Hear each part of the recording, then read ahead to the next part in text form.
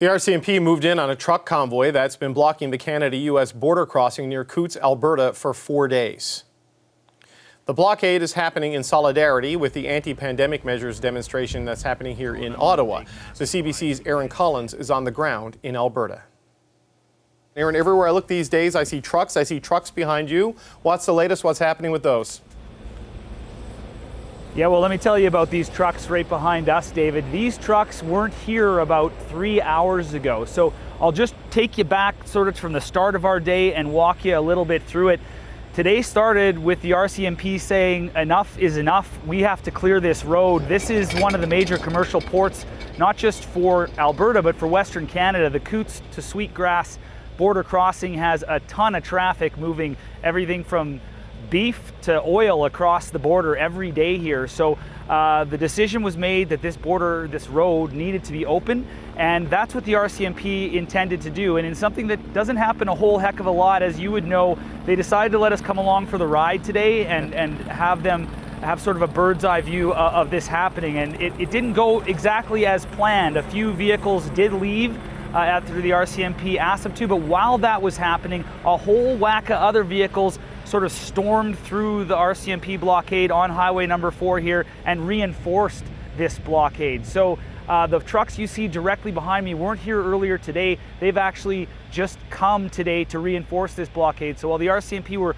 trying to clear this road, the road's actually more clogged up than it was this morning.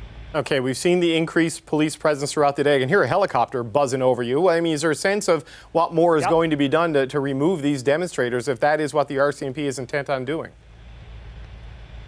So they're still intent on doing that. They've got tactical teams here. They've got a whole whack of tow trucks down from Calgary, those big trucks for moving big rigs. They're ready to do that, but they also say they want to do this peacefully. So the idea is they're giving people in this line the option to leave on their own sort of free will. That was starting to happen when this new group sort of crashed through the blockade near Milk River, which is, you know, about 10 minutes up the road here, so north of here. And we talked to the RCMP shortly after that sort of, I guess, I don't want to say it was a failed attempt to clear the road, but the road's still blocked, so it wasn't successful. And they said that, you know, their position hasn't changed. They want this road cleared, but the protesters' position hasn't changed either. They say they're not going anywhere until mandates, vaccine, mask, and otherwise on both sides of the borders are gotten rid of. So, you know, gridlock. Okay, Aaron, great explanation of a fluid situation. Stay safe and thanks for joining us. The CBC's Aaron Collins near the border. Okay, let's take a look at exactly where these protesters have set up. Coutts is a small town of only a few hundred people along the U.S. border. And like the protests in Ottawa, organizers have been set up there since Saturday. They say they're against vaccine mandates and other COVID-19 restrictions. Now, as Aaron just described, Alberta RCMP intervened this afternoon and a few trucks left, but then more trucks moved in. So what's going to happen? Jim Willett is the mayor of Coutts. He joins us now. Mr. Mayor, thanks for taking the time. Oh, you're very welcome. I'd like to say I'm happy to be here, but I'm not. Yeah, well, it's an unfortunate situation you're stuck in. Look, the RCMP say they want this resolved today. Their first attempt didn't appear to go too well. So how confident are you that they'll get this done?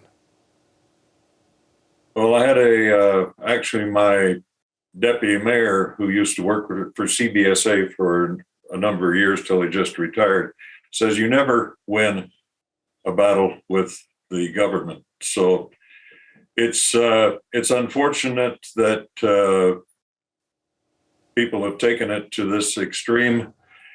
And as I've said to everybody that asked me about this, I just want it to go away. The police say, though, for it to go away, they've warned the protesters they could be arrested. I mean, does that need to start happening in your view? Well, I'm not sure. They don't tell me anything till late in the evening. I get a briefing on what went on in the daytime. But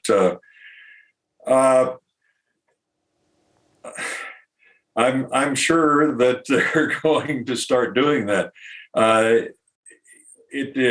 The RCMP tried their best to negotiate with the people to give us what they originally promised was one lane of traffic going each way so that things would be slowed down but wouldn't be blocked.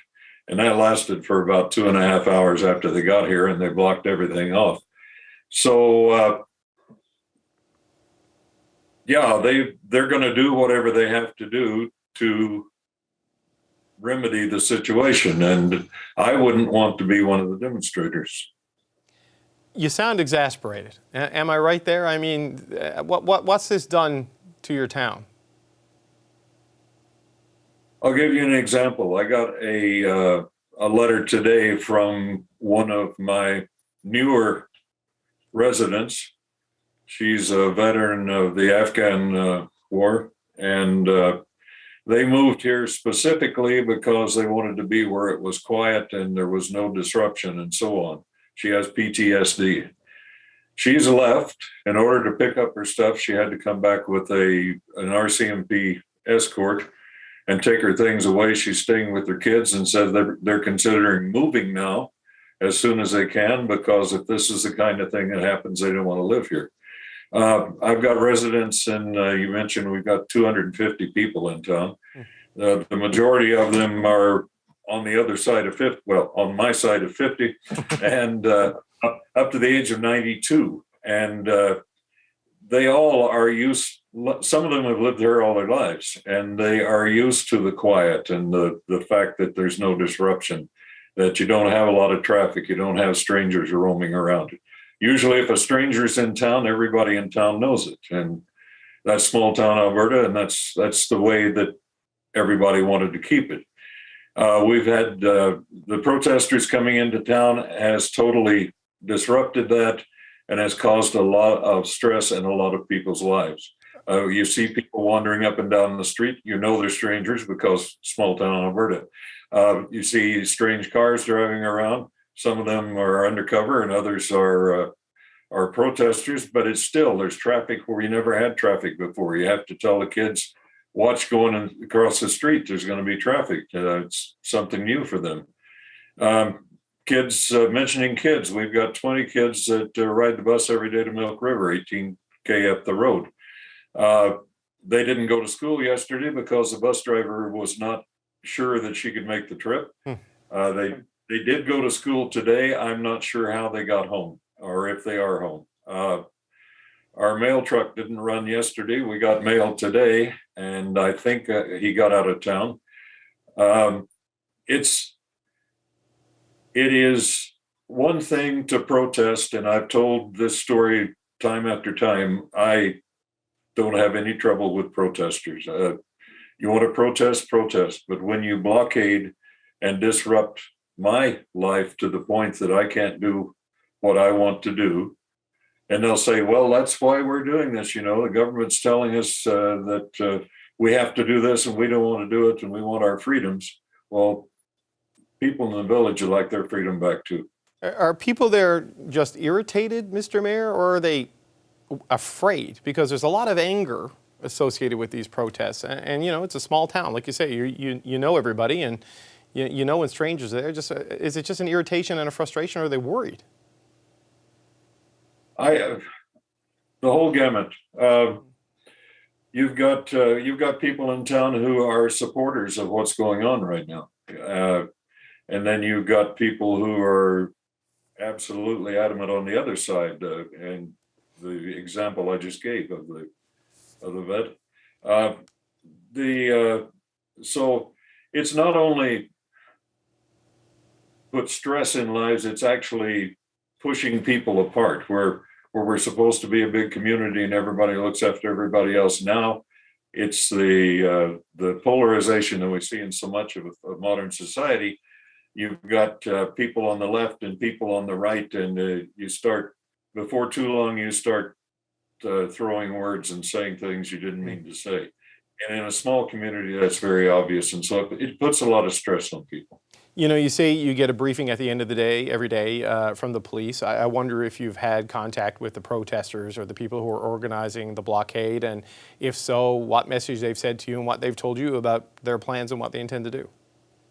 We've heard absolutely nothing from them, with the exception of one phone call midweek saying that they were going to be here and they would not block they would not block either entrance into the village. And of course, that didn't last very long. I mean, what's your level of frustration with that? I mean, they said they were going to do something and they haven't even called you back. Well, my doctor tells me I've got a good heart, and so this has been a test. No,